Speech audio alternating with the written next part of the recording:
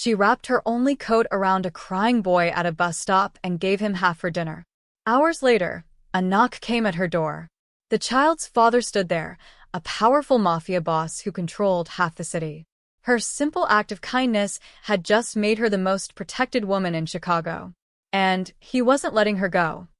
The rain hit like bullets against Elena's thin jacket as she counted her tips for the third time. $23. She'd worked a double shift at Miller's Diner, and $23 was all she had to show for it. Should have been a lawyer, she muttered, shoving the crumpled bills into her pocket. Her mother's voice echoed in her head. Education is the only way out, Elena. But college tuition didn't pay itself, and neither did rent in Chicago. The bus was late. Of course it was. Elena huddled under the plastic shelter, watching the rain create rivers along the gutters.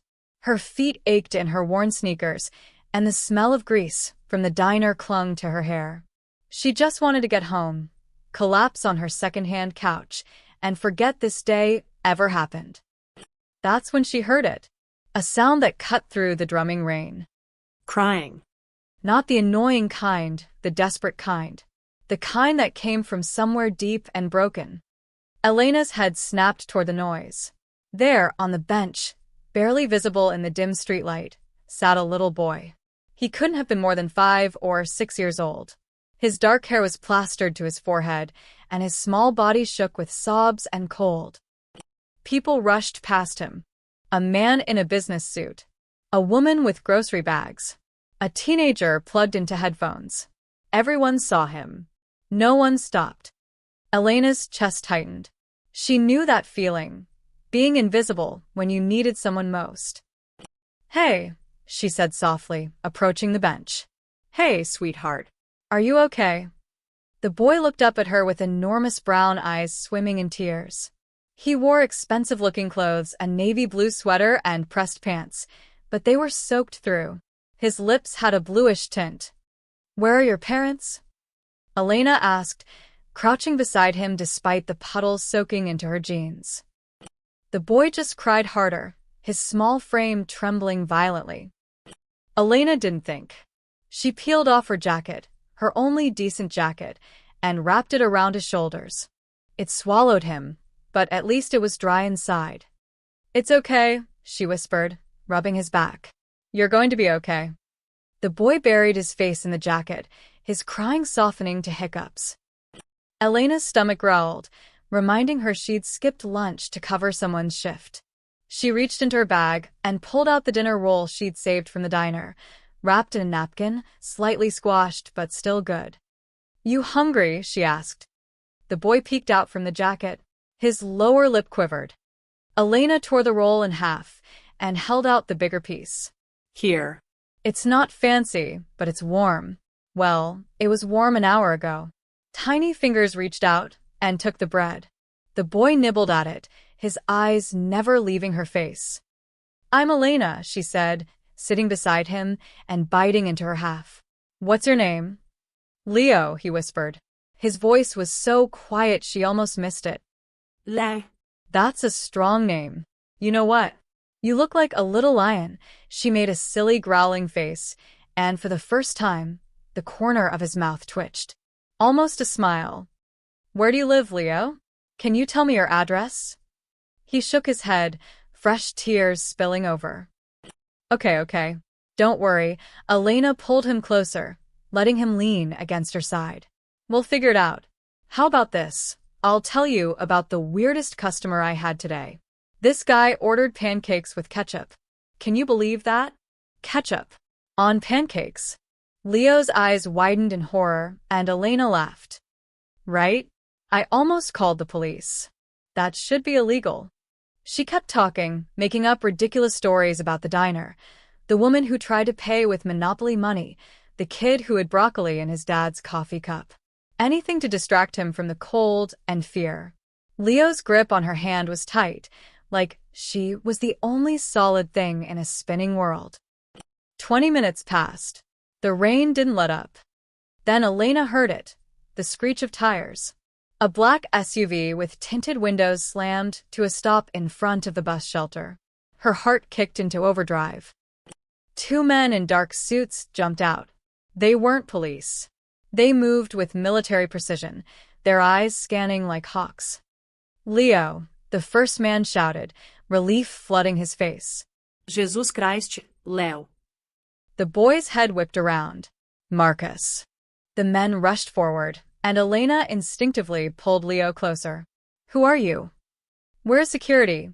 Marcus said, his voice tight with controlled panic. He knelt in front of Leo, checking him over. "Are you hurt? Did anyone?" "She helped me," Leo said quietly, pointing at Elena.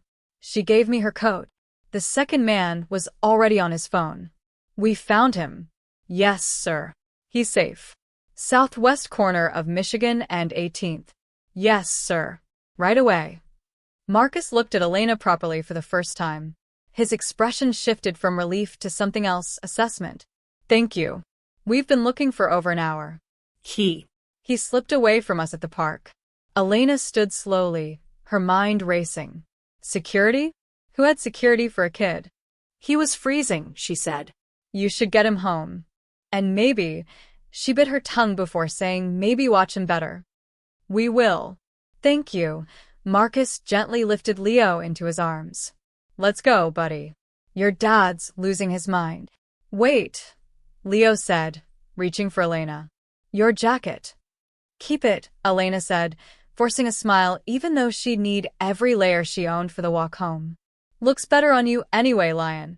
Leo hugged the jacket tighter, his eyes locked on hers as Marcus carried him to the SUV. The second man pressed something into Elena's hand. She looked down, a crisp $100 bill. "I can't." "You can," he said firmly. "For your kindness." Before she could protest, they were gone. The SUV pulled away, leaving Elena standing in the rain with $100 in her hand and a strange heaviness in her chest. She didn't know it then, but that moment, that simple choice to share her bread with a crying child, had just changed everything. Because Leo wasn't just any little boy. And his father didn't forget debts. Especially not ones paid in kindness. Elena's apartment was a shoebox with delusions of grandeur. One room that served as bedroom, living room, and kitchen all at once. The bathroom was so small you had to step outside to change your mind, as her late father used to joke. But it was hers. Mostly. The landlord technically owned it, but Elena paid rent when she could scrape it together.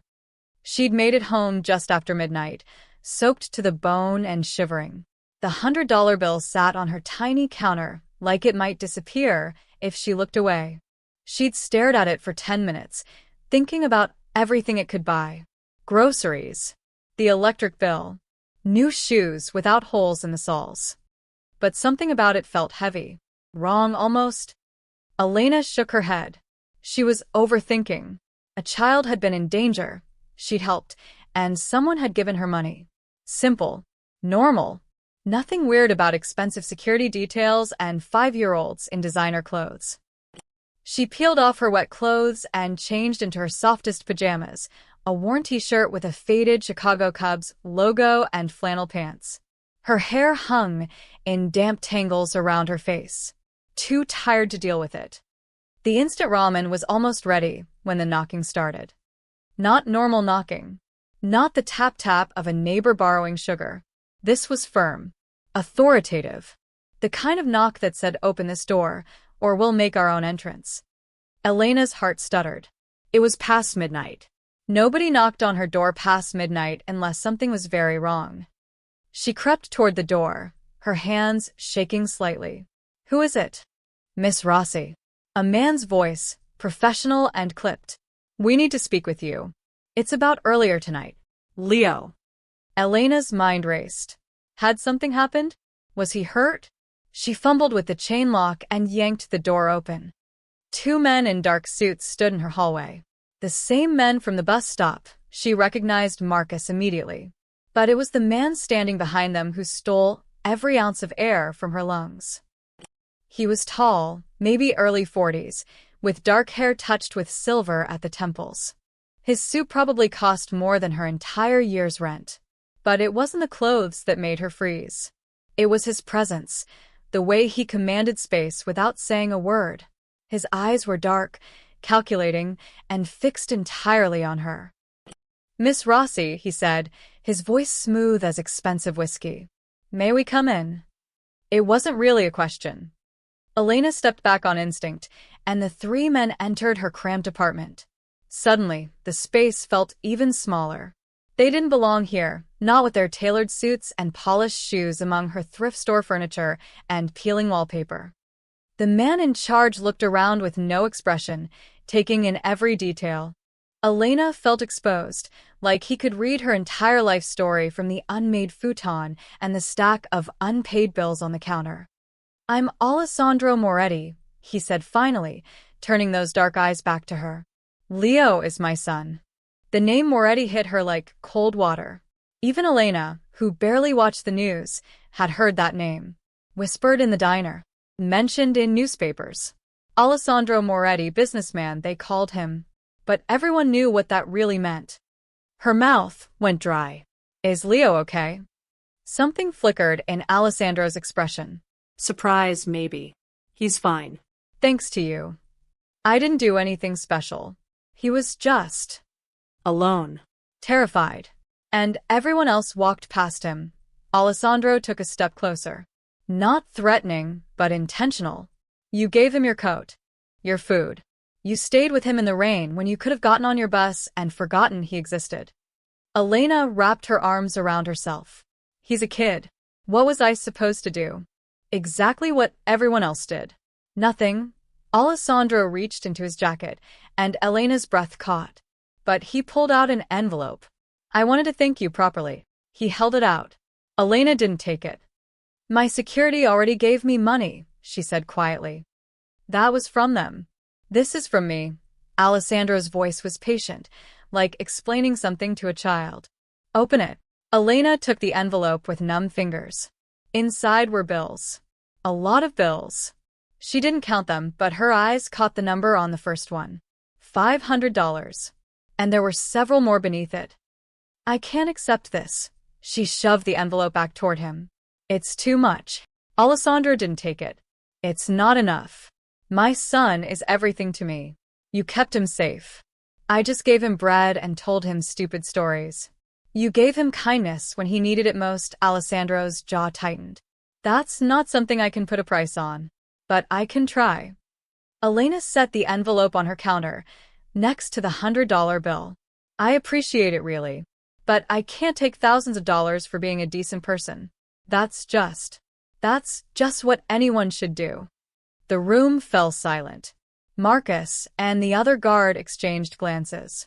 Alessandro stared at her like she was a puzzle he couldn't solve. "Most people," he said slowly, "would have taken the money." "I'm not most people." "No," his gaze intensified.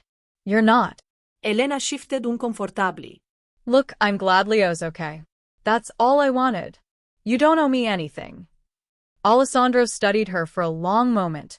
Then he did something unexpected. He smiled. It was small, barely there, but it transformed his face from intimidating to almost human. "You're either very brave or very naive, Miss Rossi." "Probably the second one," Elena admitted. Alessandro picked up the envelope and slid it back into his jacket. "Very well. But I don't forget debts, especially ones I can never truly repay." He handed her a card instead, thick, cream-colored, with just a phone number embossed in black. "If you ever need anything at all, you call this number." Elena took the card, if only to end this surreal conversation. "Okay. I mean it." Alessandro's voice dropped, serious and almost urgent. "Chicago can be dangerous for people like you. Good people. If you're ever in trouble, I'll call." She managed a small smile. "Thank you for checking on me. And tell Leo," the first said hi. Alessandro nodded once, then gestured to his men. They moved toward the door like a well-trained unit. At the threshold, Alessandro paused and looked back. "You really didn't recognize my name, did you?" Elena shook her head honestly. That smile appeared again, slightly wider this time. "Good night, Miss Rossi." The door closed, and Elena stood alone in her apartment, holding a business card with no name and wondering what the hell just happened. Outside in the hallway, Marcus leaned toward Alessandro. She refused the money. I noticed, Alessandro said quietly, staring at Elena's door. What do you want us to do? Alessandro was silent for a moment. Then, watch her. Quietly. Make sure she's safe. Sir, she's just a waitress. She's the woman who saved my son. Alessandro's voice went cold. And that makes her worth protecting. He walked away, but something had shifted. In all his years navigating Chicago's underworld, Alessandro had met thousands of people. Liars, thieves, schematics, and fools. But someone who refused money for genuine kindness, that was dangerous in its own way. Because it meant Elena Rossi was exactly what she appeared to be, truly good. And in his world, that was rarer than diamonds. Elena woke to sunlight streaming through her single window and the smell of burnt toast. She'd slept through her alarm and now had exactly 20 minutes to get ready for the morning shift at Miller's Diner. She threw on her uniform, a blue dress that had seen better days, and grabbed her bag. The business card from last night sat on her counter. She almost threw it away, then changed her mind and tucked it into her wallet. Just in case. The morning was crisp and cold. Elena hurried toward the bus stop, her breath forming small clouds in the October air. She didn't notice the black sedan parked across the street. Didn't see the man in the driver's seat lift a camera and take several photos of her walking down the sidewalk. Marcus lowered the camera and spoke into his phone. Subject leaving apartment. Heading east on foot. Follow at a distance, came Alessandro's voice through the earpiece. And Marcus? Don't let her see you. Understood. Inside his downtown office, a penthouse with floor-to-ceiling windows overlooking Lake Michigan, Alessandro sat behind a mahogany desk, his phone on speaker. Papers were spread before him, but his attention was elsewhere. What do we know? He asked. Another voice crackled through the phone. Tony, his best information man. Elena Maria Rossi. 26 years old. Born in Chicago, South Side. Parents deceased. Father died when she was 16, mother 2 years ago. Cancer. She dropped out of Northwestern University in her junior year to take care of her mom. Never went back. Alessandro's jaw tightened. Go on. Works double shifts at Miller's Diner on South Clark. Has for 3 years. Pays rent on a studio apartment, barely. She's 2 months behind on utilities, 1 month behind on rent.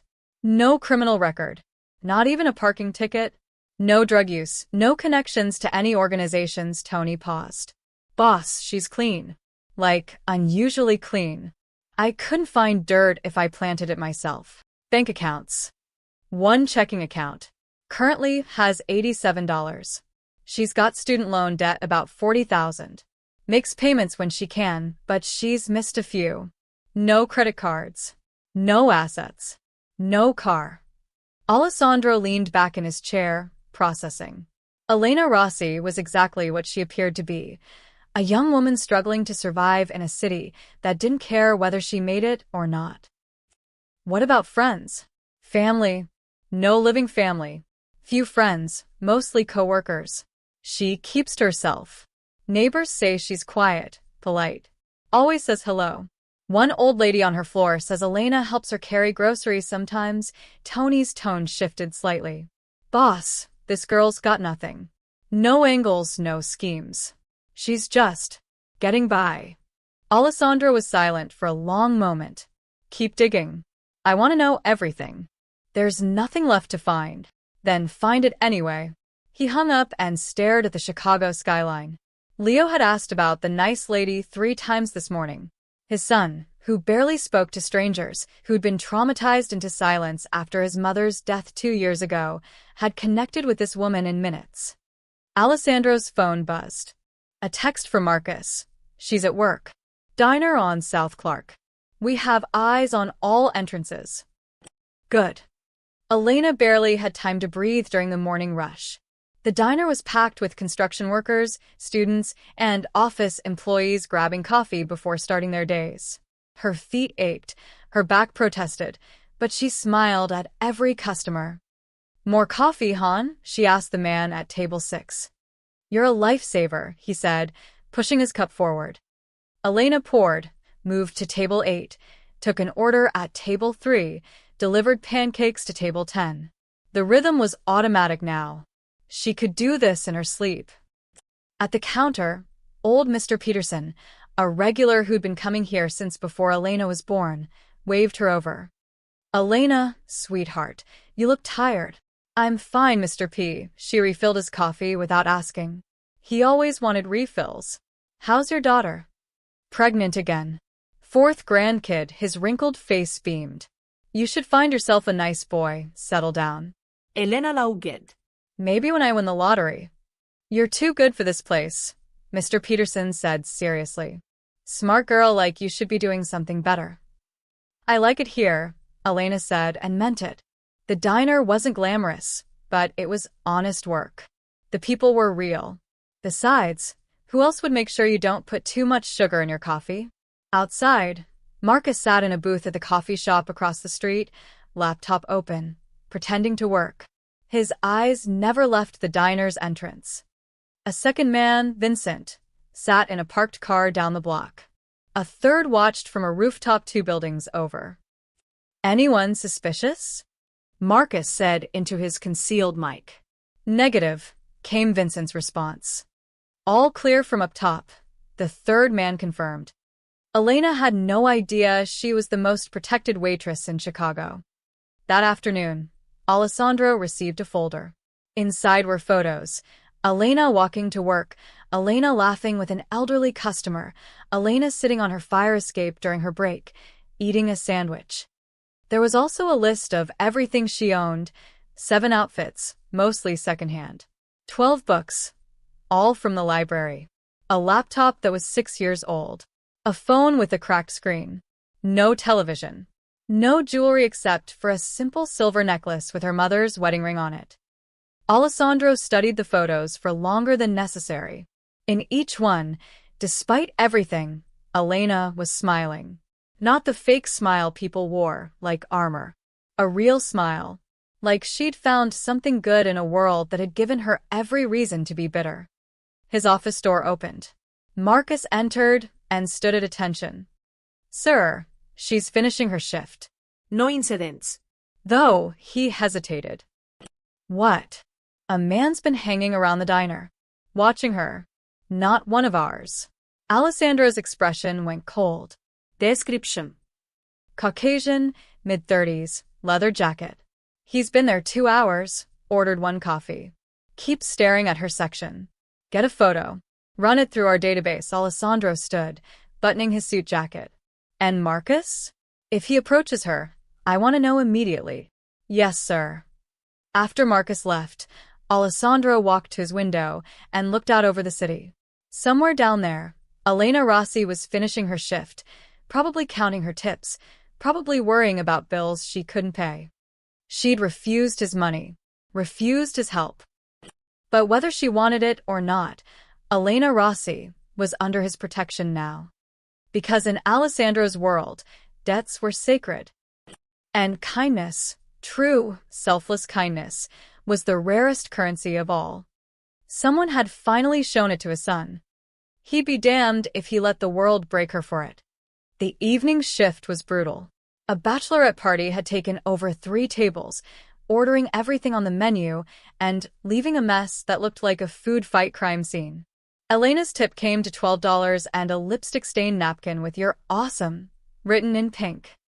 She'd take it. By the time Elena clocked out at 9 p.m., her feet felt like they'd been hit with hammers and her lower back screamed with every step. She grabbed her thin jacket from her locker, said goodbye to Tommy the cook, and pushed through the diner's glass door into the cool October evening. And froze. Leo stood on the sidewalk, holding her jacket, the one she'd given him at the bus stop. It had been cleaned and looked brand new, the tears she'd never had time to mend somehow magically repaired. 2 suited men flanked him like bookends. Marcus gave her a small nod. Elena. Leo's face lit up like Christmas morning. He ran toward her, jacket clutched in both hands. I brought your coat back. Elena's heart melted. She crouched down to his level, ignoring the protests from her tired knees. Leo. Hey, buddy. You didn't have to return it. Yes, I did, he held it out solemnly. You were cold because of me. I was fine. She took the jacket, noticing it felt different. Heavier. You look good. Feeling better? Leo nodded enthusiastically. Daddy said I have to always stay with Marcus now. Even when I don't want to. Your daddy's smart. Elena ruffled his hair. Getting lost is scary, huh? Not when you were there, Leo grabbed her hand. You made the rain not scary. A throat cleared behind them. Deep, familiar. Elena looked up. Alessandro Moretti stood 3 feet away, hands in his pockets, watching the interaction with an unreadable expression. In the diner's neon glow, he looked different, less intimidating, more human. Almost tired. Mr. Moretti. Elena stood quickly, tucking a strand of hair behind her ear. She was suddenly very aware of how she must look after a double shift. Wrinkled uniform, messy ponytail, probably smelling like coffee and grease. Miss Rossi, he stepped closer. I hope we're not bothering you. No, I wasn't expecting. She gestured helplessly at Leo, at the jacket, at everything. Leo insisted on returning your coat personally. He's been talking about you nonstop. Alessandro's expression softened when he looked at his son. I couldn't deny him. Leo tugged on Elena's hand. Do you work tomorrow? Can I come see you again? Leo, Alessandro said gently. Miss Rossi is very busy. It's okay, Elena smiled at the boy. I work most days. But you don't have to visit me, sweetie. I'm sure you have more fun things to do. Nothing's more fun than you, Leo said with the brutal honesty only children possessed. Elena's chest squeezed. When was the last time someone had wanted to see her? When was the last time she'd mattered to anyone? Alessandro studied her face, and Elena had the uncomfortable feeling he could read every thought. It's late, he said finally. Let me drive you home. Oh, no, that's not necessary. The bus stop is 4 blocks away. It's dark. And Chicago isn't safe this time of night. His tone left no room for argument. Please. Let me do this one small thing. Elena hesitated. Every instinct screamed that accepting favors from men like Alessandro Moretti was dangerous. She'd heard the stories, the rumors. People in his world didn't do anything without expecting something in return. But Leo was looking at her with those hopeful eyes, and Alessandro's offer seemed genuine. Besides, 4 blocks in the dark did make her nervous. Last week, she'd seen a mugging 2 streets over. Okay, she said quietly. Thank you. Alessandro's shoulders relaxed slightly, like he'd been expecting more resistance. The car's this way. The car was a black Mercedes that probably cost more than Elena would make in 5 years. The leather interior was soft as butter, and it even had heated seats. Leo climbed in beside her in the back, immediately chattering about his day. And then I built a fort with all my pillows, and Marcus said it was the best fort ever. Right, Marcus? Best fort I've ever seen, Marcus confirmed from the front passenger seat, his lips twitching. Alessandro Drove. Elena watched his hands on the steering wheel, steady, confident. He navigated the streets like he owned them. Your address? He asked, meeting her eyes in the rearview mirror. Elena rattled it off, feeling self-conscious. He'd been in her apartment, but somehow this felt more invasive. She could see him calculating, understanding exactly what neighborhood she lived in. The kind where rent was cheap, because everything else was falling apart. Leo filled the silence, telling Elena about his toys, his room, his favorite movies. She listened and responded, but part of her was hyper-aware of Alessandro's presence. The way he occasionally glanced back at them, the small smile that appeared when Leo laughed at something she said. Too soon, they pulled up in front of her building. The contrast was stark, the pristine Mercedes against the cracked sidewalk and flickering streetlight. Thank you for the ride, Elena said, gathering her things. Wait. Alessandro turned in his seat to face her. Elena, may I call you Elena? She nodded, unable to find her voice. I know my world makes you uncomfortable. I can see it. His dark eyes were intense, but not unkind. But my son has connected with you in a way he hasn't with anyone since his mother died. That means something to me. Elena's breath caught. I'm sorry. About his mother. 2 years ago, Alessandro's jaw tightened. Cancer. She was gone within months. I understand. Elena's hand went to the necklace at her throat, her mother's ring. I lost my mom 2 years ago too. Same thing. Something shifted in Alessandro's expression. Recognition. Understanding. Then you know, he said softly, what it's like. The hole it leaves. Yeah, Elena's throat tightened. I do. Leo tugged her sleeve. Will you be my friend? The question was so simple, so pure. It broke something in Elena's chest. Of course, sweetheart, she whispered. Alessandro watched her, and for a moment, Elena saw past the expensive suit and dangerous reputation.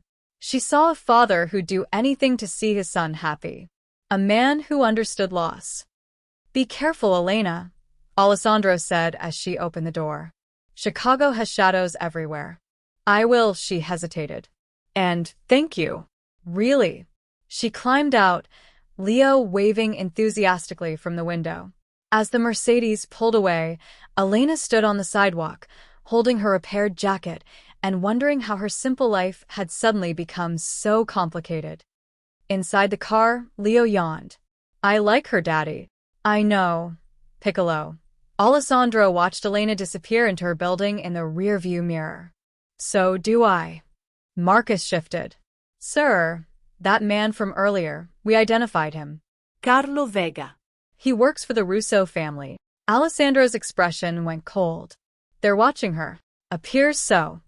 Then we watch closer. Alessandro's voice was steel. No one touches her. Understood? Yes, sir. As they drove into the night, Alessandro made a decision. Elena Rossi had stumbled into his world by accident.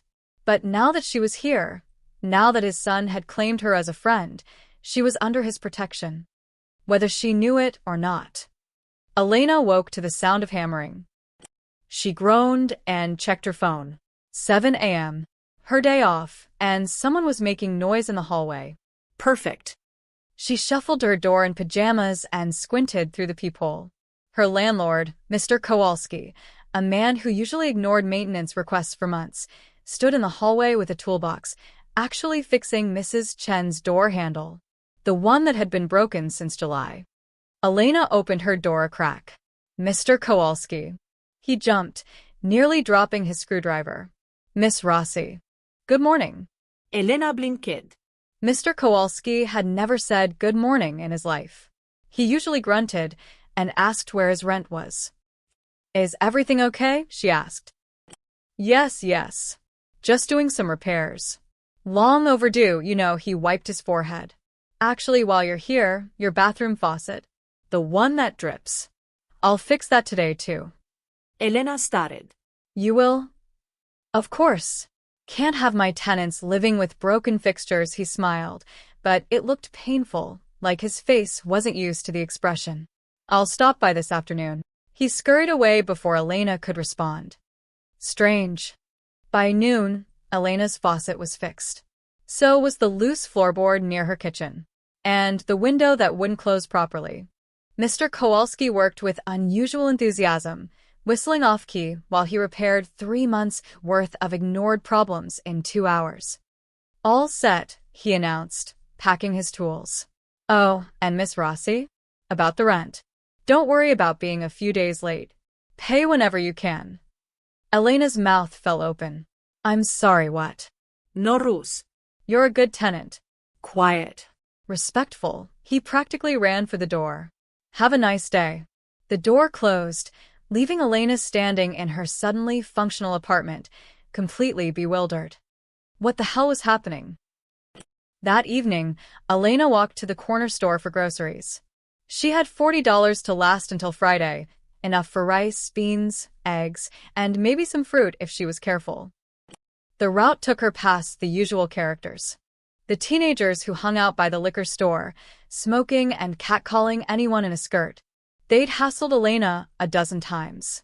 She'd learned to walk fast and keep her eyes down. But today, they weren't there. The corner where they usually congregated was empty.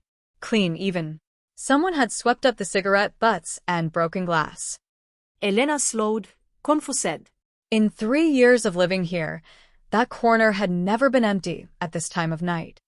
At the store, she grabbed her usual items, mentally calculating prices. At the register, she handed over her cash and waited for the total. $32.50, the cashier said. Elena frowned at her basket. That couldn't be right. These groceries should cost at least $40. Are you sure? The cashier shrugged. That's what it says. Elena didn't argue. Maybe they'd put something on sale. As she walked home, she couldn't shake the feeling that something was off. The streets felt different. Safer. She passed 2 police cars on patrol, unusual for this neighborhood where cops rarely bothered unless someone called them. A man in a dark coat stood across the street, smoking. Elena glanced at him, and he immediately looked away, pulling out his phone. Another man sat in a parked car, pretending to read a newspaper. At 9 p.m., her heart started beating faster. Was someone following her? She picked up her pace, groceries clutched tight.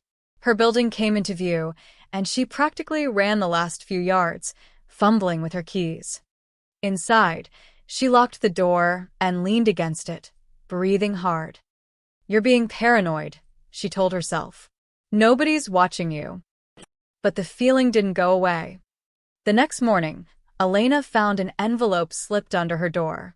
No name, no return address. Inside was a receipt from Chicago Electric Company.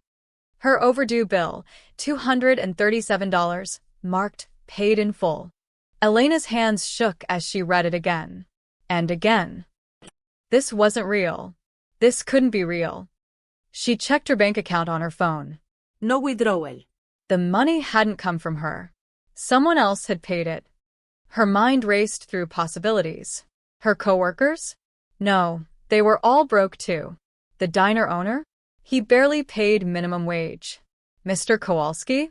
The man who'd threatened to evict her 2 weeks ago. And then she remembered. Dark eyes. A business card. If you ever need anything. No, Elena whispered. No, no, no. She dug through her wallet and pulled out Alessandro's card. The cream-colored paper felt heavy in her hand. Accusatory. Had he done this? All of it.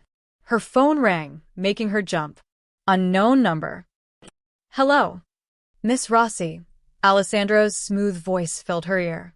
I hope I'm not calling too early. Elena's free hand clenched into a fist. Did you pay my electric bill? A pause. I don't know what you're talking about. Don't lie to me. Her voice shook with anger and something else she couldn't name. My landlord suddenly fixes everything. Suspicious people disappear from my street. My bill gets paid. That's not coincidence. Another pause, longer this time. Would it be so terrible if someone wanted to help you? I told you I don't want your money.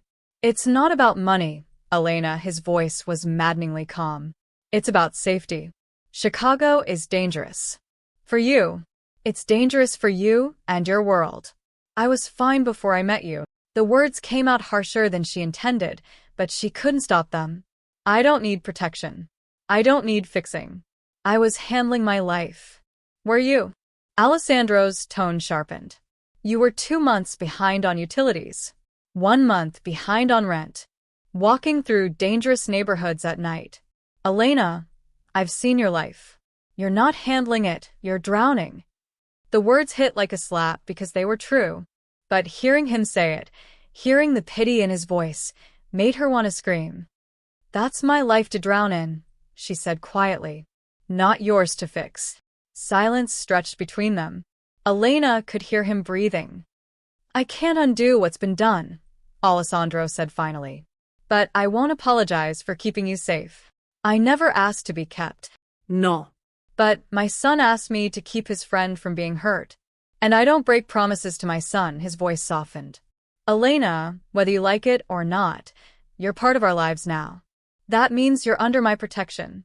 I don't abandon people who've helped my family. This isn't protection, Elena said, tears stinging her eyes. This is control. Call it whatever you want. But the protection stays, he paused. Leo would like to visit you at the diner again tomorrow. If that's all right. Elena closed her eyes. She wanted to say no. Wanted to cut all ties with this dangerous, complicated man and his world. But then she thought of Leo's smile, his small hand in hers. The way he'd said, "Will you be my friend?" "Fine," she whispered. "But this conversation isn't over." "I wouldn't expect it to be." She could hear the smile in his voice. Got it, huh? He hung up, leaving Elena standing in her fixed apartment, holding a paid bill, and wondering how her life had spun so completely out of her control in less than a week. Outside, in a car down the street, Marcus lowered his phone. "She knows." Vincent, beside him, whistled low. "Boss isn't gonna like that." Boss expected it. Marcus watched Elena's window. "She's smart. It was only a matter of time. Think she'll push back." Marcus remembered the fire in Elena's voice, the way she'd stood up to Alessandro without flinching. "Absolutely." "Good," Vincent said. "Boss needs someone who's not afraid of him." Marcus smiled grimly. Yeah. "He does." The Blue Moon Bar sat in the industrial district, the kind of place where questions weren't asked and security cameras mysteriously malfunctioned. In the back room, wreathed in cigar smoke, 5 men sat around a poker table that hadn't seen an honest game in 20 years. Dominic Russo, head of Chicago's second-largest crime family, studied his cards with the same cold calculation he applied to everything. Across from him, his lieutenant Carlo Vega shifted uncomfortably. "You got something to say, Carlo?" Dominic asked without looking up. "It's about Moretti." The other men at the table went still. Dominic set down his card slowly. "I'm listening. He's been moving resources. Personal protection detail, surveillance equipment. Running background checks through his people at the courthouse." Carlo leaned forward. "All focused on one person." "Who?" "A waitress. 26, nobody special. Works at a diner on South Clark. Elena Rossi." Dominic's eyes narrowed. "Moretti doesn't waste resources on nobodies." "That's what I thought. So I had her followed." Carlo slid a folder across the table. "She's clean. No connections, no family, no money. But 3 days ago, Moretti paid her utility bills. Had her landlord fix her apartment. Stationed men on her street. He's protecting her like she's gold." Dominic opened the folder and studied the surveillance photos. Elena leaving the diner. Elena buin groceries. Elena smiling at an old man at a bus stop. She looked ordinary, harmless, which meant she was anything but. "A mistress?" one of the other men suggested. "Too much protection for a mistress," Dominic said. "You put a woman in a nice apartment, give her jewelry, keep her quiet. You don't deploy a 6-man security detail." He tapped the photo. "This is different. She means something." "Maybe she knows something," Carlo offered. "Information? Leverage? Or maybe she's bait." Dominic smiled coldly. "Moretti's playing a game, and we need to know the rules." He looked at Carlo. "I want eyes on her 24/7. I want to know everyone she talks to, everywhere she goes. If she sneezes, I want to know what direction the wind was blowing." "Already done, boss. We've got 3 guys rotating surveillance. Make it 6. And Carlo." Dominic's voice dropped to a whisper. "Be discreet. If Moretti catches you watching his pet project, it'll start a war." Carlo nodded and left. The poker game resumed, but Dominic's mind was elsewhere.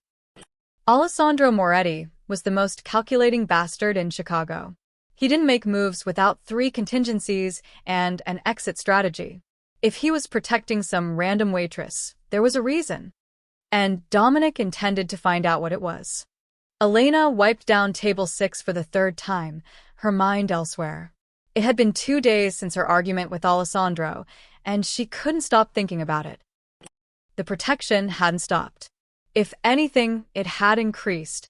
She'd spotted at least 4 different men watching her building at various times.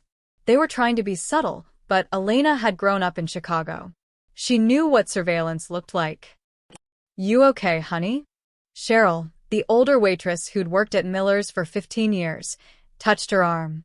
"You've been distracted all week." "I'm fine," Elena forced a smile. "Just tired." Cheryl didn't look convinced. "Wouldn't have anything to do with that handsome man and his adorable kid who've been coming in every day." Elena's cheeks flushed. "They're just customers." "Customers don't look at you the way he does," Cheryl winked. "And they definitely don't tip $50 on a $20 check." "He what?" "Yesterday. Left a 50, walked out before you could return it." Cheryl squeezed her shoulder. "Whatever's going on, be careful. Man like that comes with complications." "You have no idea," Elena thought. The bell above the door chimed. Elena looked up, and her heart did an unwelcome flip. Alessandro walked in with Leo, both dressed casually, or what passed for casual when your jeans probably cost more than rent. Leo spotted her immediately and ran over, his face glowing. "Elena, we came back." "I see that." Elena crouched down, unable to resist his enthusiasm. "How's my favorite lion?" "I learned a new word." Daddy taught me. Affettuoso. "It means affectionate," Elena said softly, her eyes meeting Alessandro's. "It's Italian." "You speak Italian?" Alessandro's surprise was genuine. "A little. My grandmother was from Naples." Elena stood, suddenly aware of every eye in the diner watching them. "Your usual table? Please." She led them to the corner booth, feeling the weight of a dozen curious stares.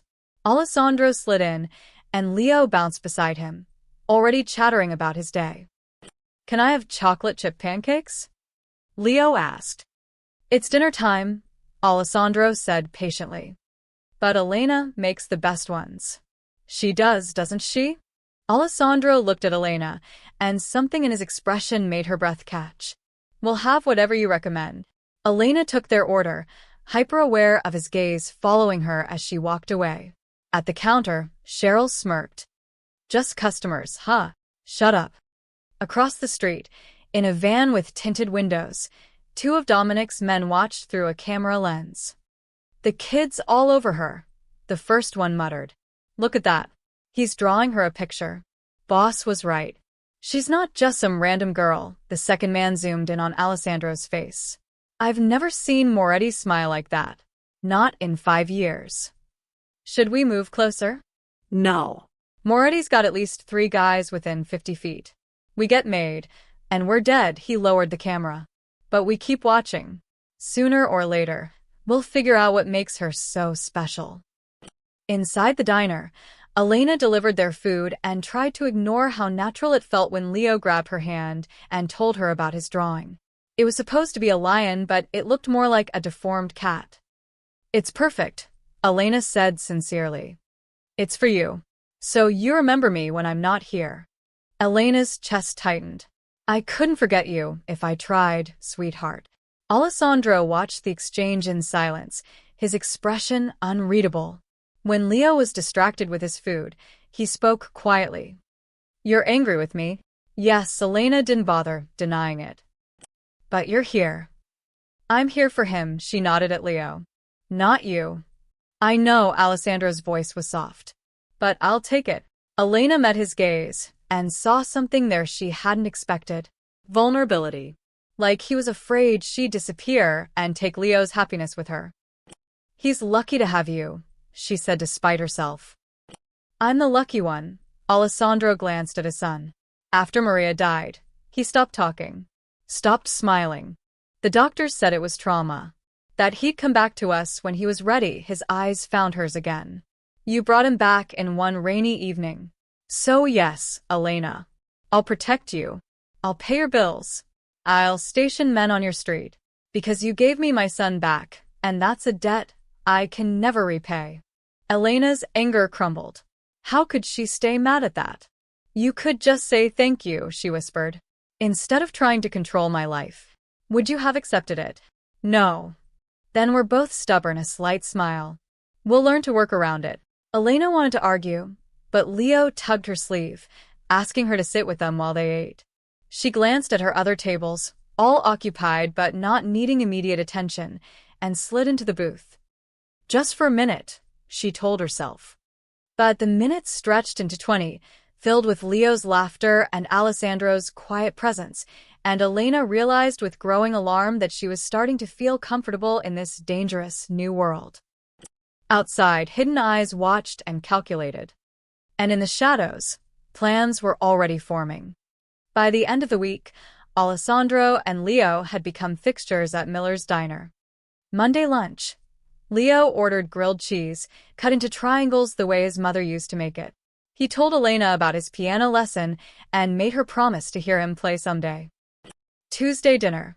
Leo brought a book and asked Elena to read to him during her break. Alessandro sat across from them, pretending to check his phone but watching every interaction. Wednesday afternoon. Leo insisted on sitting at the counter so he could help Elena work. He folded napkins, badly, and made her laugh until her sides hurt. The pattern was obvious. The staff noticed. Table 9 wants you again, Cheryl said Thursday morning, her eyebrows raised meaningfully. Your fan club's here. Elena looked over. Alessandro sat in his usual spot, Leo already waving enthusiastically. Her stomach did that annoying flip thing it had been doing lately. They're just... If you say, just customers one more time, I'm gonna smack you with a menu. Cheryl pushed her toward the table. Girl, that man watches you like you're the only person in the room. And he tips like a millionaire. Maybe he is one, Elena muttered. Then you better be nice to him. Elena grabbed her notepad and headed over. Leo bounced in his seat. Elena, guess what? Daddy said we can come every day if I finish my homework. Every day. Elena glanced at Alessandro. Don't you have work? I make my own schedule. His dark eyes held hers. And Leo's happiness is work enough. The simple statement shouldn't have warmed her as much as it did. Well then, Elena pulled out her pen. What can I get you gentlemen today? Over the next hour, she checked on them between orders. Leo told her about his pet turtle. Alessandro asked about her day with genuine interest. It felt dangerously close to normal, like they were friends. Or something more. Tommy, the cook, leaned through the kitchen window. Your boyfriend's here again. He's not my boyfriend, Elena hissed. Sure, honey. And I'm not 50 pounds overweight, Tommy grinned. Man like that doesn't come to a place like this for the food. Elena's cheeks burned. She busied herself refilling coffee for table 3, trying to ignore the knowing looks from her coworkers. Friday evening brought rain, the soft kind that made everything feel quiet and intimate. The diner was half empty, most people choosing to stay home. Alessandro and Leo arrived at 6, soaked from the short walk from their car. We couldn't stay away, Alessandro said, raindrops glistening in his dark hair. Someone insisted the rain reminded him of the night we met. Leo grabbed Elena's hand. It's good rain now. Not scary rain. Elena's heart squeezed. She grabbed towels from behind the counter and helped dry Leo's hair. Alessandro watched with an expression she couldn't quite read. You're good with him, he said softly. He's easy to be good with. Elena handed Alessandro a towel. He's a great kid. He is. But most people don't see past the bodyguards and the money. Alessandro dried his face. You treat him like he's just Leo. Because he is just Leo, Elena met his gaze. The rest doesn't matter.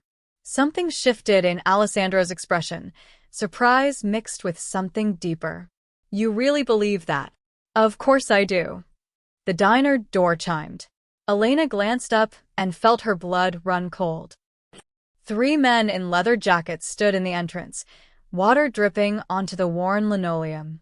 They weren't her usual customers. These men had hard eyes and harder smiles. One of them stared directly at her, then at Alessandro. Marcus appeared from nowhere, suddenly standing beside their booth. His hand rested inside his jacket. Boss, he said quietly. Alessandro's entire demeanor changed. The warmth vanished, replaced by cold calculation. I see them. What's happening? Elena whispered. Go to the kitchen. Alessandro's voice was steel. Now. But Elena, he looked at her, and she saw something in his eyes that made her move. Please. She grabbed Leo's hand. Come on, sweetheart. Let's go see if Tommy has cookies. Leo sensed the tension. He clung to her as she led him through the kitchen door. Tommy took one look at her face and stepped in front of them both. Through the window, Elena watched the three men approach Alessandro's booth. They spoke. She couldn't hear what, but Alessandro's expression never changed. After a tense minute, the men left. Alessandro stood, adjusted his jacket, and walked to the kitchen. His face was calm, but his eyes were furious. We're leaving, he told Leo gently. Something came up, but I didn't finish my cocoa. We'll come back tomorrow. Alessandro lifted his son into his arms. He looked at Elena.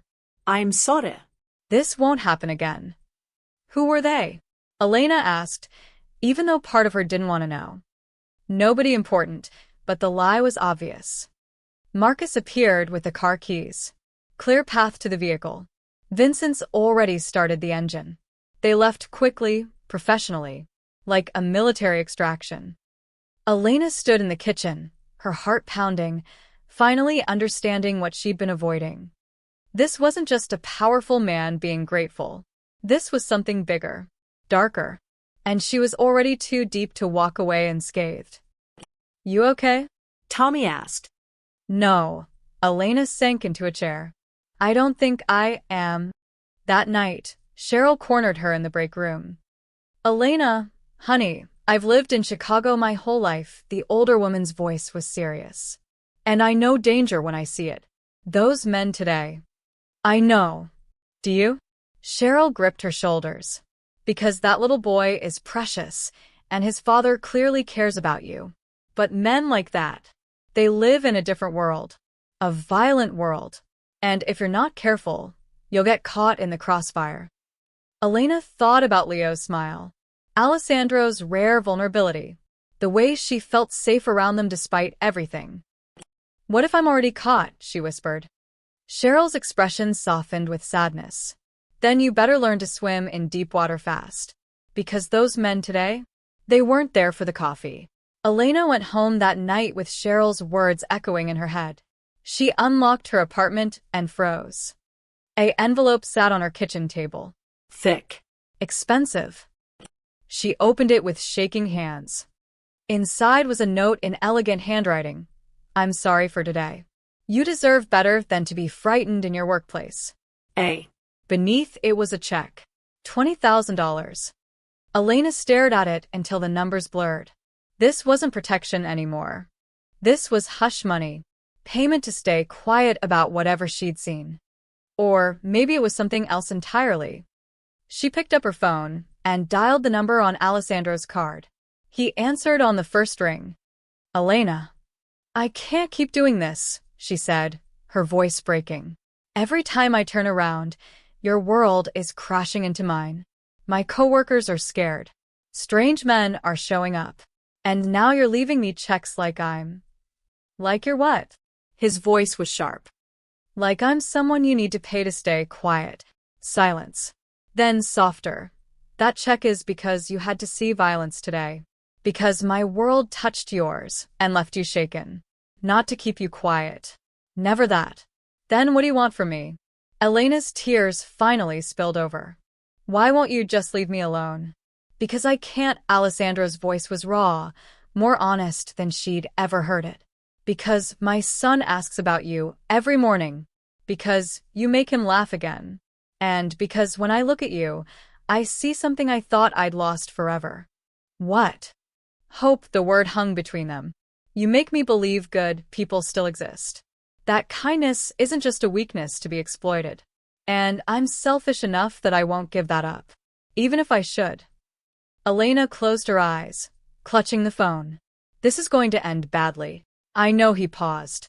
But I'm asking you to trust me anyway. She should say no. Should hang up, tear up the check, and never look back. Instead, she whispered, Okay. Okay. I trust you and God help her. She meant it. The next morning, Elena discovered her building had transformed overnight. The lobby, usually grimy and smelling of mildew, had been cleaned. Actually cleaned. The cracked mirror had been replaced. The burnt-out light fixtures now worked. Even the ancient mailboxes had been polished. Mr. Kowalski stood in the entrance, practically vibrating with nervous energy. Miss Rossi. Good morning. He rushed over, wringing his hands. I hope the building improvements meet your satisfaction. Elena stared at him. Mr. Kowalski, what's going on? Just making sure our tenants are comfortable. His smile looked painful. If you need anything at all, you let me know immediately. Day or night. I'm at your service. He practically bowed before scurrying away. Mrs. Chun from 3B watched from her doorway, her eyes suspicious. That man hasn't cleaned this building in 10 years. Now suddenly he's Mr. Fix-It. She looked at Elena. What did you do, girl? I didn't do anything. Alma, Mrs. Chen's gaze sharpened. Those expensive cars that keep parking outside? The men in suits watching our building? That has something to do with you, doesn't it? Elena's stomach dropped. What men? Don't play stupid. I'm 73, not blind. Mrs. Chen stepped closer, lowering her voice. I've lived in Chicago my whole life. I know what protection looks like. And I know what kind of men provide it. She touched Elena's arm, her expression softening. Be careful, child. That world doesn't let people go once it has them. She shuffled back into her apartment, leaving Elena standing in the newly cleaned hallway, feeling like the walls were closing in. At the diner, things got worse. Elena was taking an order when she noticed him, a man with a camera sitting in a car across the street. Not hiding it. Not pretending to be subtle. Just sitting there, lens pointed directly at the diner entrance. You see that guy? Tommy muttered, nodding toward the window. He's been there since we opened. 4th day in a row. Maybe he's not just anything. Tommy's expression was grim. Yesterday, 2 other guys were taking pictures. This morning, I saw someone filming on their phone. Elena, what the hell is going on? Before she could answer, Cheryl grabbed her arm. Customers at Table 9 are asking about that rich guy and his kid. Table 6 wants to know if you're dating a mobster. And Table 3, she pointed to a woman openly taking a picture of Elena with her phone. Just posted your photo on Facebook with some theory about you being a mafia mistress. Elena felt her world tilting. This is insane. This is your life now. Cheryl's voice was gentle but firm. Whatever you've gotten yourself into, it's public knowledge. And, honey, people talk. Elena glanced out the window again. The photographer was still there. But now she noticed others. A man pretending to read a newspaper on a bench, another standing by the coffee shop, talking into his collar like he had a wire. How many were watching her? And which ones were Alessandro's men versus someone else's? At 3 p.m., the diner door opened. Not Alessandro and Leo this time.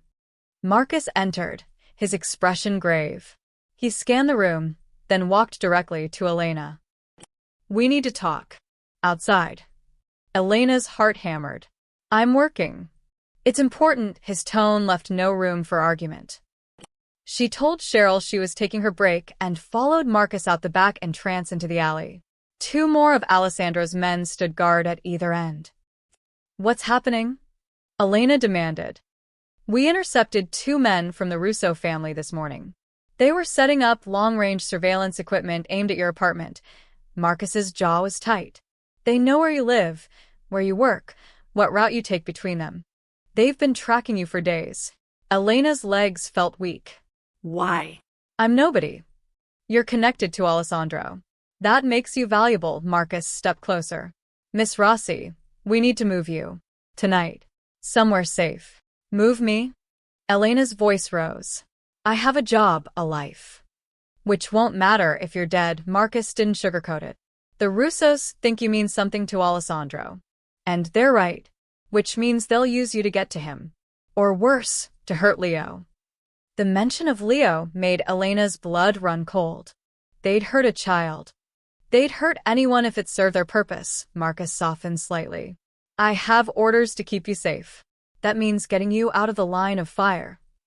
I need to think. There's no time. Marcus pulled out his phone. I'm calling Mr. Moretti. He'll explain. Before Elena could protest, he was dialing. He handed her the phone.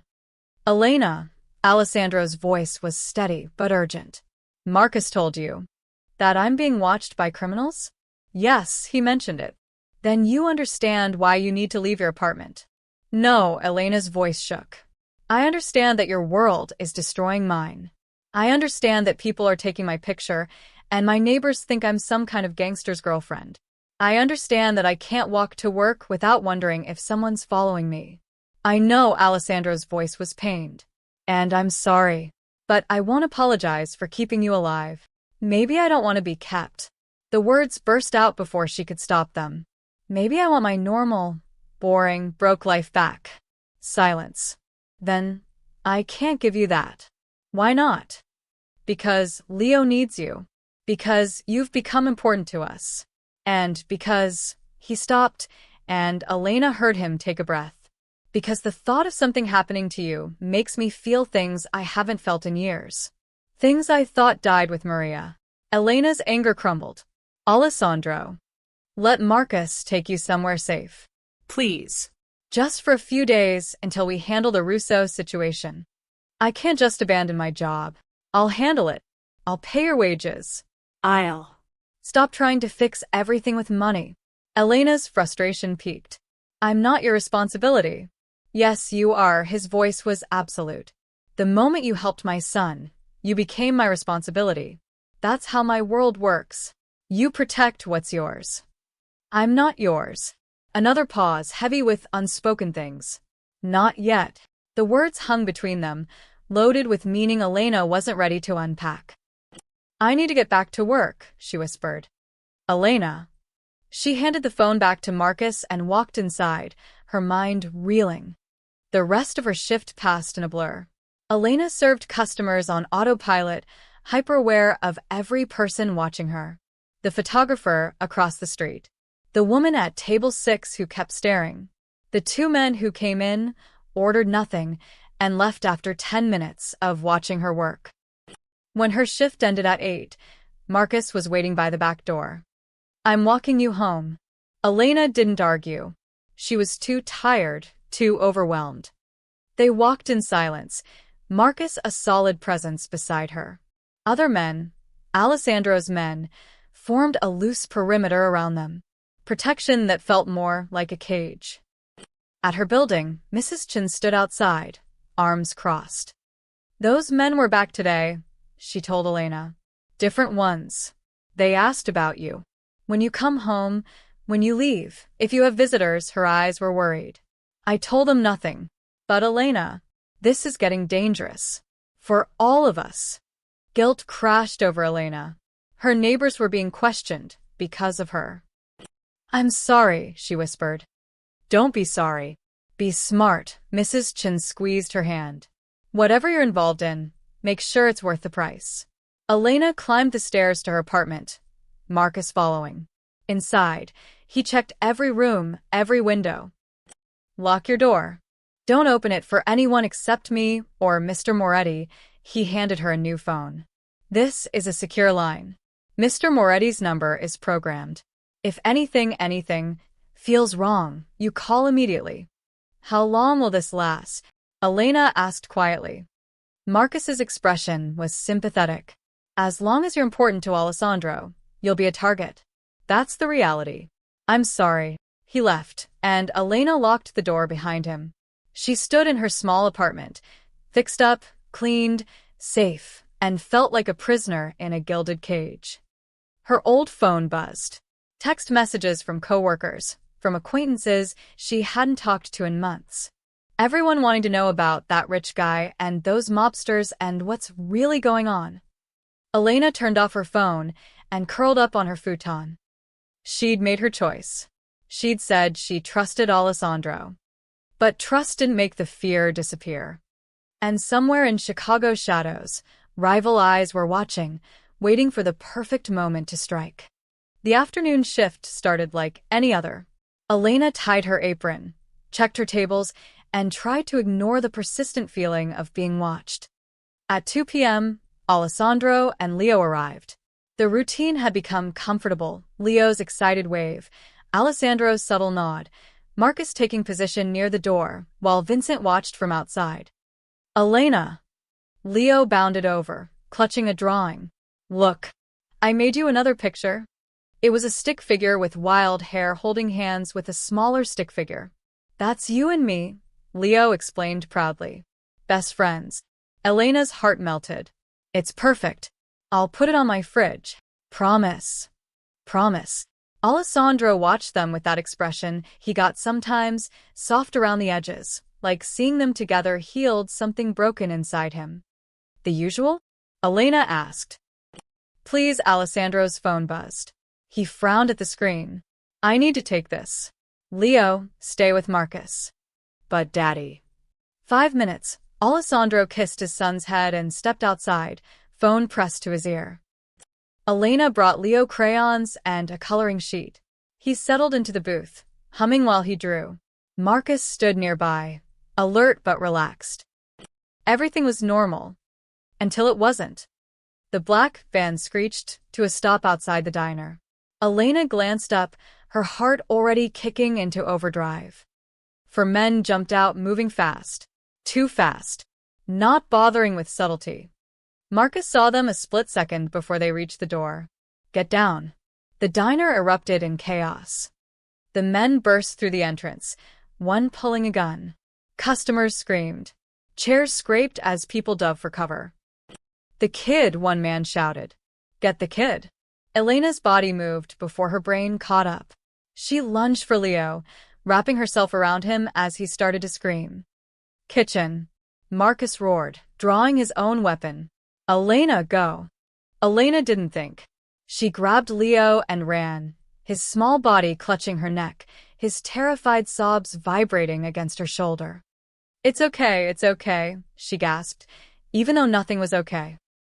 Behind her, gunshots cracked like thunder. Glass shattered. People were screaming.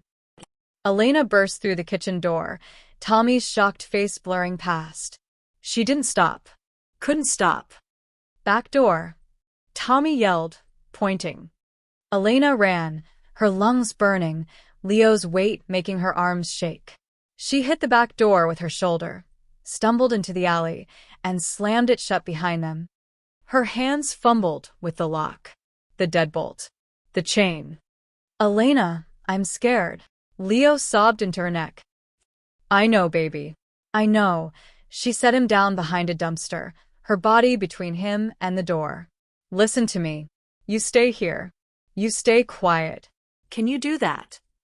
Leo nodded, tears streaming down his face. The back door handle rattled violently. Someone was trying to get through. Elena looked around frantically. No weapon. Nothing but trash bags and broken pallets. She grabbed a discarded metal pipe, gripping it with shaking hands. If they came through that door, she'd fight. She'd die before she let them touch Leo. The door shuddered under heavy impacts. They were kicking it. Stay back, Elena whispered to Leo, raising the pipe. Then voices from the other side. Different voices. FBI. Drop your weapons. No. Not FBI. Vincent, status. That was Marcus. 3 down, 1 fleeing east. The door burst open. Elena swung the pipe, but Marcus caught it mid-swing. It's me. It's me. He held up his free hand.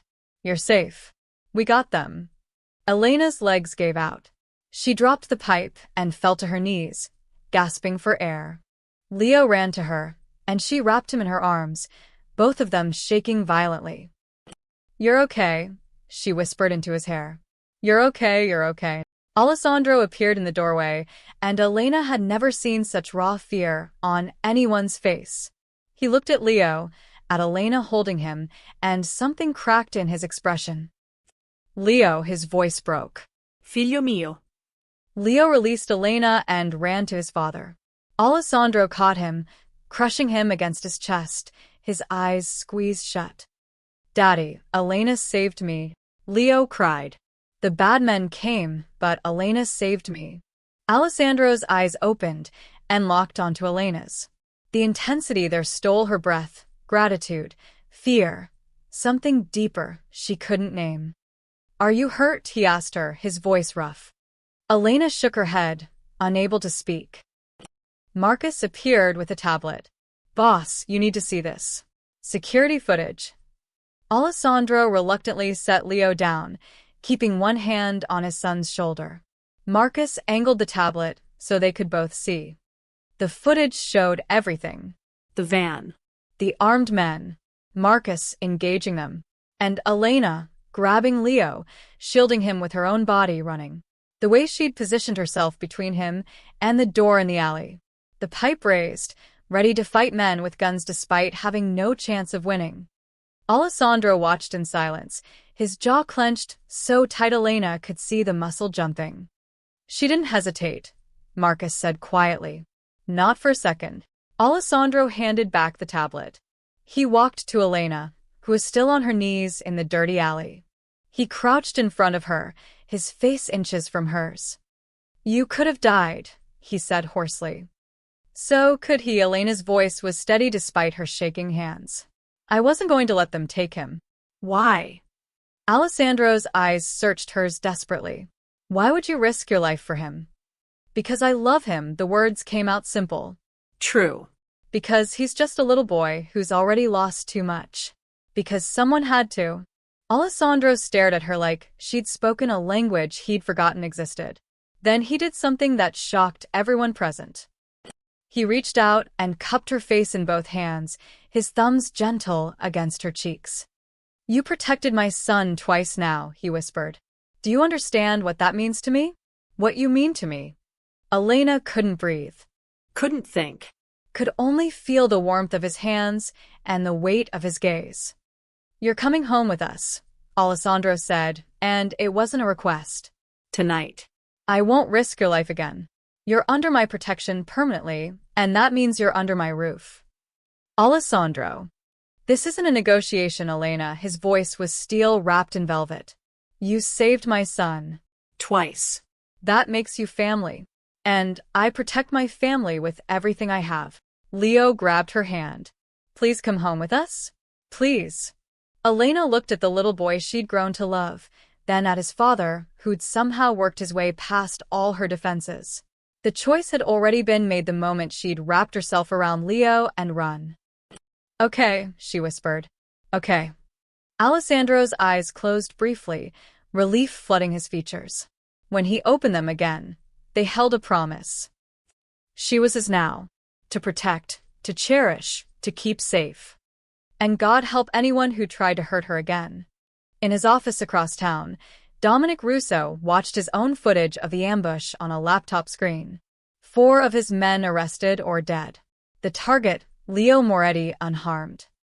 And the waitress. That nobody from nowhere who'd fought like a lioness to protect a child that wasn't even hers. "Interesting," Dominic murmured. "Very interesting indeed."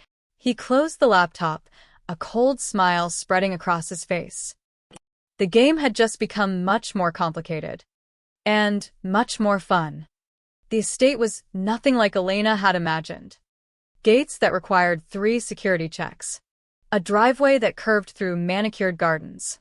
A mansion that looked like it belonged in a movie, all stone and glass and wealth that made her want to disappear. Leo had fallen asleep against her shoulder during the drive, exhausted from fear and adrenaline.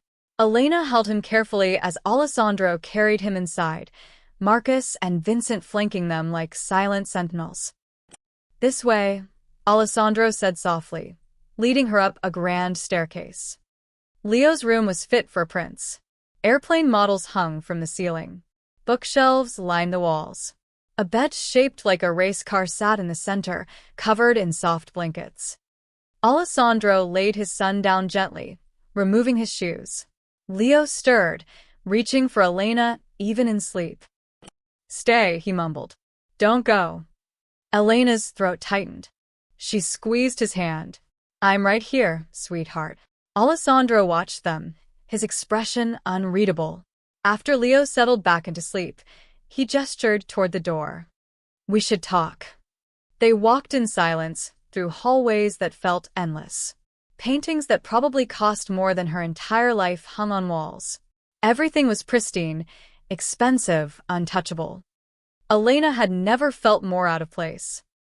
Alessandro led her to a study, all dark wood and leather, with floor-to-ceiling windows overlooking the city lights. He poured 2 glasses of amber liquid from a crystal decanter. "Whiskey," he said, offering her one. "You look like you need it." Elena took it with shaking hands and drank. The burn felt good. Real. "Sit." Alessandro gestured to a leather couch. "Please." She sat. He settled into the chair across from her, studying her face in the low light. "You're in shock," he observed. "I watched men with guns try to kidnap a child today." Elena's voice was hollow. "Your child. And I'm sitting in a mansion that could house 50 families. So yes, I'm in shock." Alessandro set down his glass. "I'm going to be direct with you, Elena. No games. No manipulation. Just truth." She nodded, unable to speak. "You protected my son twice. Once at a bus stop when you had nothing to give. Once today, when you risked your life." He leaned forward, elbows on his knees. "That's not something I ignore. In my world, debts like that are sacred. I don't want your money." "I'm not offering money." His dark eyes held hers. "I'm offering you a place. Here." Permanently. Elena's heart hammered. "What?" "Leo needs you. He's attached to you in a way he hasn't been with anyone since Maria died. You make him feel safe." Happy. "And after today," Alessandro's voice roughened, "after watching you shield him without hesitation, I know he's safer with you than with anyone else I could hire." "You want me to be his nanny?" "Not a nanny. A companion. A guardian. Family." Alessandro stood, moving to the window. "Your life as you knew it is over, Elena. The Russos know your face. So do 6 other families who'd use you to get to me. You can't go back to your apartment. Your job. Your normal life. It's gone." The words hit like physical blows. Elena set down her glass before she dropped it. "So, what are you saying?" she whispered. Alessandro turned to face her. "I'm saying you stay here, under my protection. You'll have your own suite. Staff at your disposal. Anything you need. In return, you spend time with Leo. Help him with homework. Read him stories. Be the person he runs to when he's scared. That's it? Just be with Leo? That's everything." Alessandro's expression softened. "You've already been doing it. I'm just asking you to continue. In safety. Where the Russos can't touch you." Elena stood on unsteady legs. "And what about my life? My choices? Do I just become another thing you own?" "No." Alessandro crossed to her in 3 strides. "You're not a possession, Elena. He stopped, searching for words. "You're important. To Leo. To me. And I won't let you be hurt because of us." "I'm not yours to protect," Elena said, but her voice lacked conviction. "Aren't you?" Alessandro's gaze was intense. "You love my son. You admitted it today. And whether you'll admit it or not, you've already chosen us over your old life. You came here willingly. Because there were men with guns. Because you couldn't bear the thought of leaving Leo." Alessandro's voice dropped to barely above a whisper. "Just like I can't bear the thought of you in danger. So here we are." Elena wanted to argue, but the truth sat heavy in her chest. He was right. Somewhere between the rainy bus stop and today's chaos, she'd stopped being just a waitress who helped a lost boy. She'd become part of their lives. And they'd become part of hers. "What if I say no?" she asked quietly. "What if I want to try to go back?" Alessandro's jaw tightened. "Then I'll put you in a safe house with 24-hour security. I'll pay for everything you need. I'll make sure you're protected." He paused. "But Leo will be devastated. And you'll never see him again, because I won't risk him getting attached to someone who'll leave." The words were brutal in their honesty. But fair. She'd known Alessandro long enough to understand. He protected what was his with absolute ruthlessness, even if it meant keeping people apart. "That's manipulative," Elena said. "That's parenthood." Alessandro's expression was pained. "My son has lost enough. I won't let him lose someone else he loves unless there's no other choice. Elena walked to the window, staring at Chicago's glittering skyline.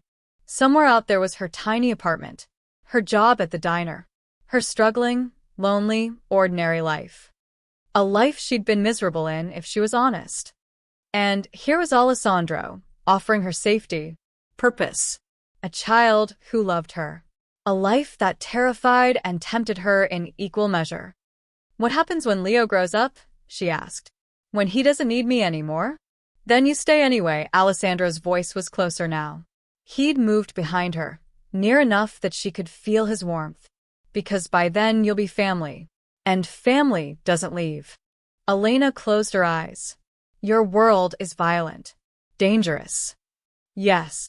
People will always be trying to hurt the ones you care about. Yes. Including me if I stay. Yes. Alessandro's hand touched her shoulder, gentle. But I'm very good at protecting what's mine, Elena. And I promise you, I will keep you safe. Elena turned to face him. In the low light, with his guard down, Alessandro looked less like a dangerous crime lord and more like a man who'd lost too much and couldn't bear to lose anything else. I'm scared, she admitted.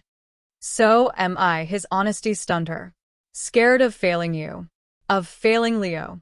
Of being selfish by asking you to accept this life. His hand moved from her shoulder to cup her cheek, the gesture achingly tender. But I'm asking anyway. Stay. Please. Elena thought of Leo's arms around her neck. His whispered, don't go, the way he called her his best friend.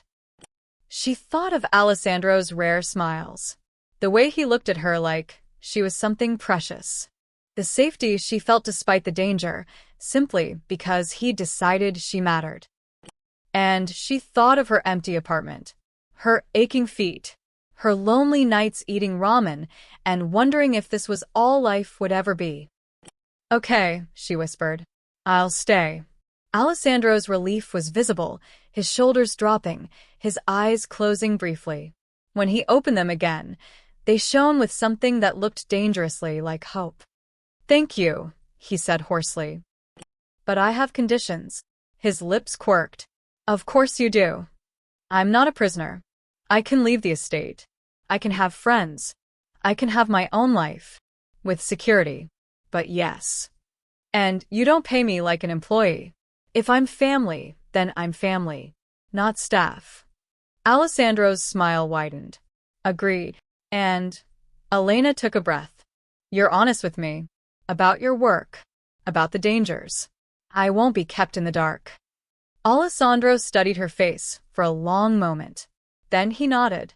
That's fair. And brave. Or stupid. Perhaps both. He offered his hand. Do we have an agreement? Elena looked at his outstretched hand. This was it. The moment everything changed forever. She took his hand.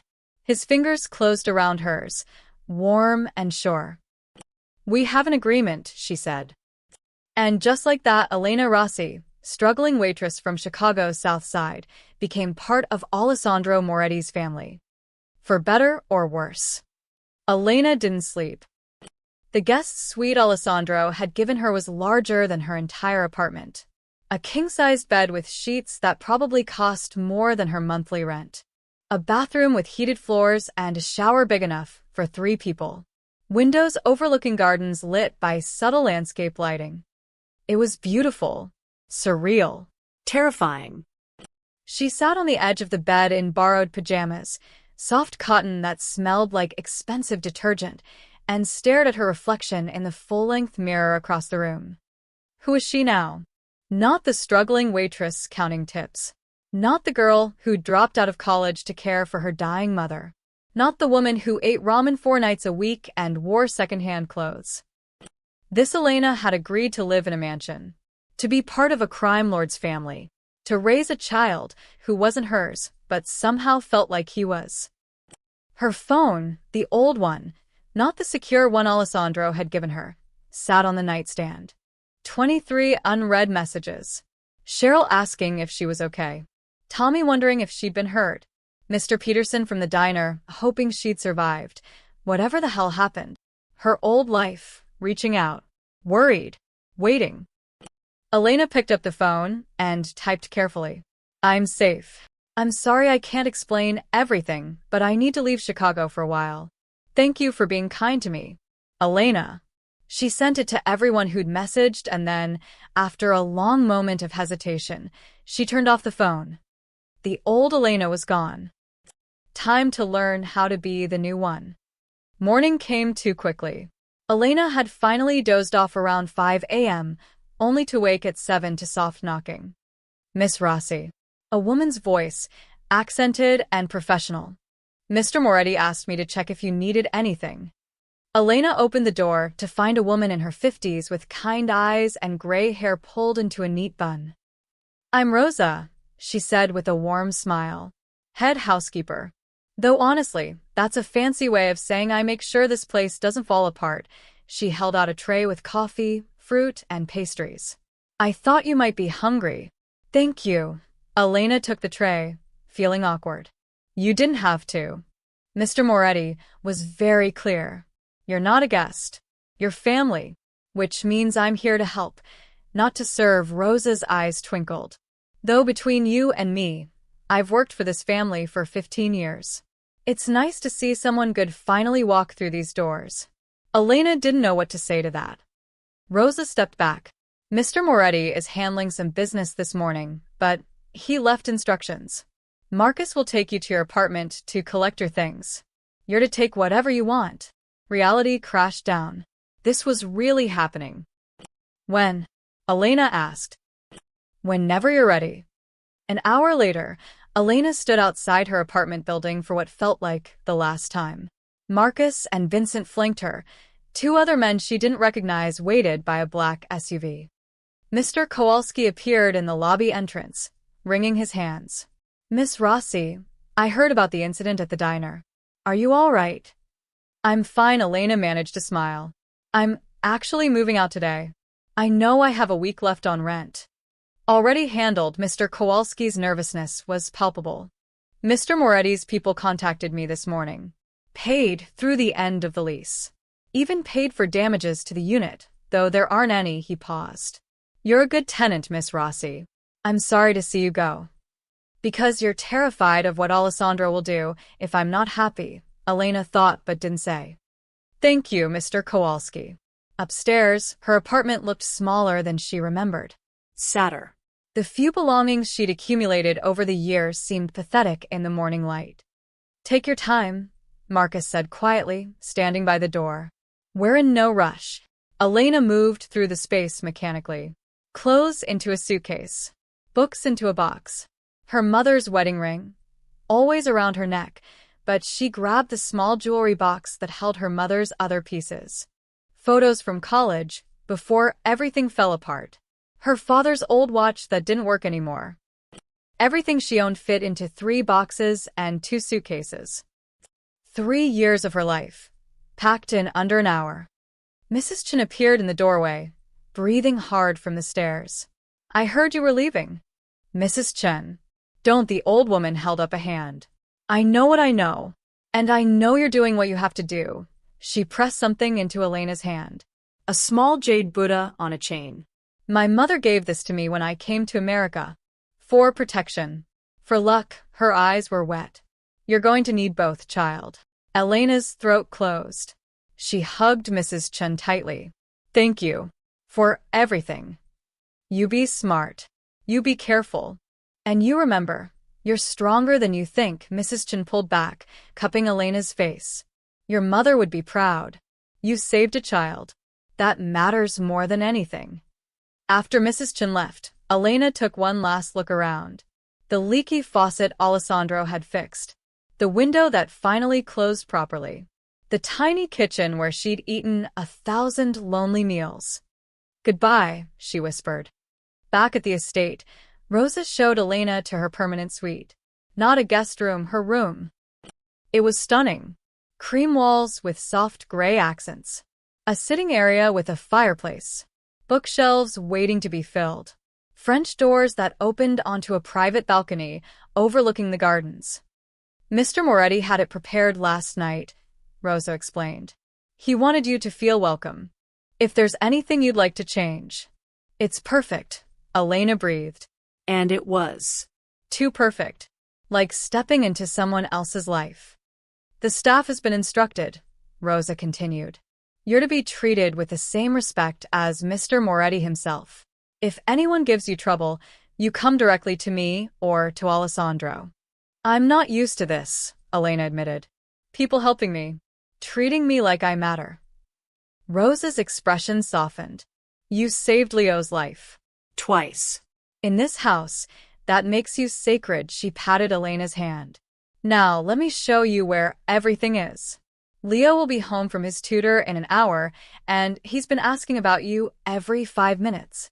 As Rosa talked Elena through the suite, the closet that was bigger than her old bathroom, the technology she didn't know how to use, the intercom system connecting her to the house, Elena felt herself settling into this new reality. She was here. She'd made her choice. And there was no going back. That afternoon, Alessandro found her unpacking in her sitting room. He leaned against the doorframe, watching her arrange books on a shelf. Settling in, he asked. Trying to, Elena turned to face him. This is strange. All of it. I know, he stepped inside, hands in his pockets. But you're handling it well. Am I? Because I feel like I'm playing dress-up in someone else's life. Alessandro crossed to her, his expression serious. This is your life now, Elena. Not pretend. Not temporary. You're part of this family, he paused. I spoke with the Russos this morning. Elena's heart jumped. And I made it very clear that you're under my personal protection. That touching you means war, his jaw tightened. They won't try again. Not directly. What does that mean? It means they'll watch. Wait. Look for weaknesses. Alessandro's eyes met hers. But as long as you're here, you're safe. I promise you that. Elena wanted to believe him. Wanted to feel safe. But she'd seen his world now. Knew how fast safety could shatter. Daddy. Elena. Leo's voice echoed from somewhere downstairs. Where are you? Alessandro's expression transformed, the hardness melting into warmth. Someone's excited you're here permanently. I'm excited too, Elena admitted. Scared, but excited. Good, Alessandro smiled, genuine and rare. Fear keeps you careful, but don't let it keep you from living. He offered his arm. Come on, let's go tell my son his best friend is home for good. Elena took his arm, and together they walked downstairs to where Leo waited, bouncing with anticipation. Her old life was gone. But maybe, just maybe, this new one would be better. Leo spotted them from the grand foyer and let out a shriek of pure joy. Elena!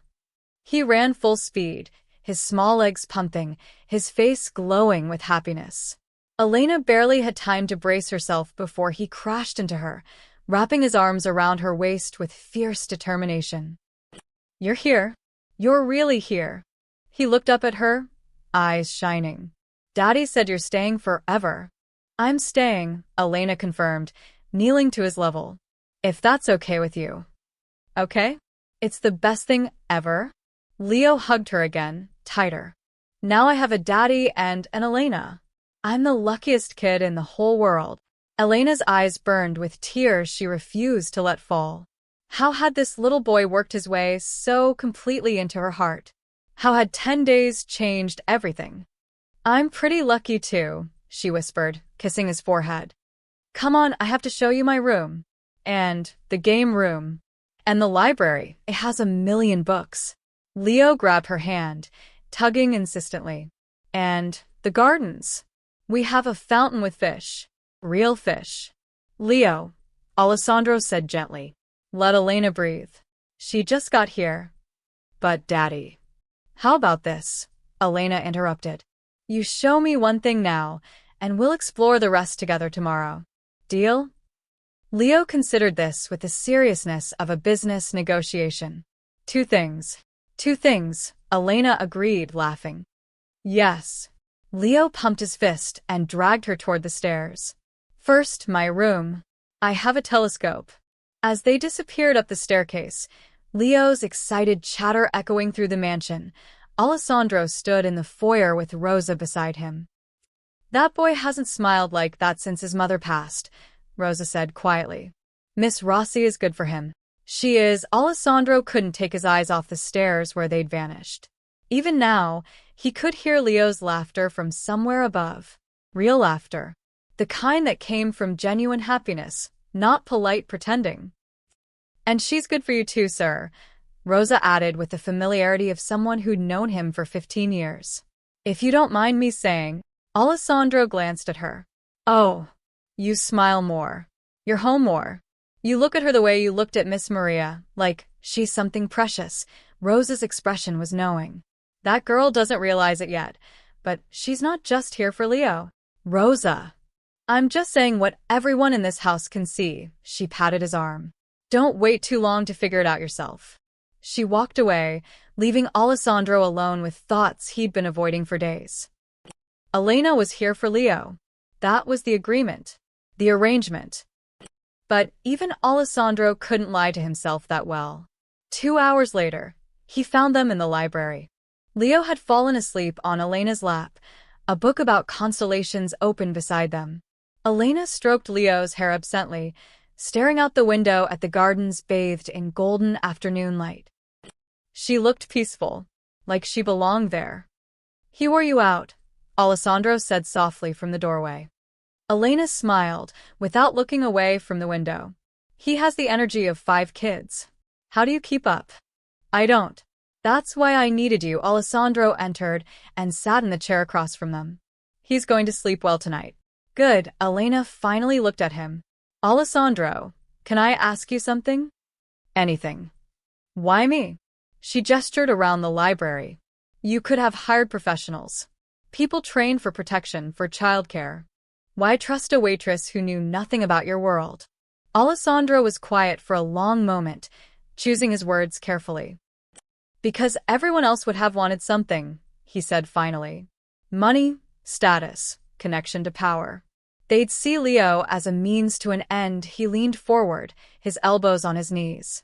But you? You saw a scared little boy in the rain, and you gave him your coat. You didn't know his last name. Didn't know what he could give you. You just helped because it was right. Anyone would have. No, Alessandro's voice was firm.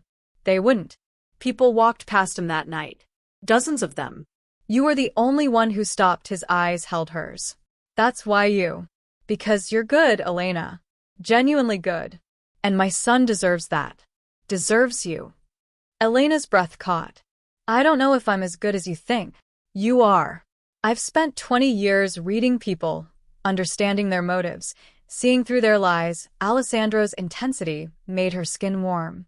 You're the most honest person I've ever met. And in my world, that's rarer than diamonds. They sat in comfortable silence, Leo sleeping peacefully between them. Outside, the sun painted the sky in shades of amber and rose. I'm scared this won't last, Elena admitted. That I'll wake up and it'll all be gone. It'll last, Alessandro promised. Because I don't let go of what matters. And you matter, Elena. To Leo. To this family. He paused, something vulnerable crossing his features. To me. Before Elena could respond, Leo stirred, mumbling in his sleep. Love you, Elena. Elena's heart cracked open. She looked down at the little boy who'd lost his mother, who'd been terrified and alone until a rainy night brought them together. I love you too, sweetheart, she whispered. When she looked up, Alessandro was watching her with an expression that stole her breath. Not just gratitude. Not just respect. Something deeper. Something that promised this was only the beginning. Welcome home, Elena, he said softly. And for the first time in years, since before her mother got sick, since before she dropped out of school, since before the world had beaten her down into just surviving, Elena felt it. Home.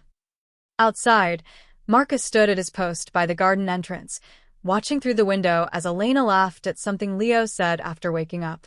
Alessandro's rare smile appeared, genuine and warm. Never thought I'd see the day, Vincent said, joining him. What day?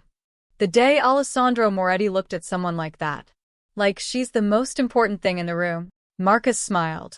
About time. That man's been alone too long. Thinks she knows that she just became the most protected woman in Chicago? The most valuable piece on the board? Marcus shook his head. No. She still thinks she's just the waitress who helped a kid. Good, Vincent lit a cigarette. Let her keep that innocence a little longer. World's dark enough.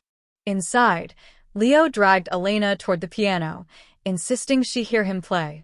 Alessandro followed, his calculating gaze softened into something almost tender.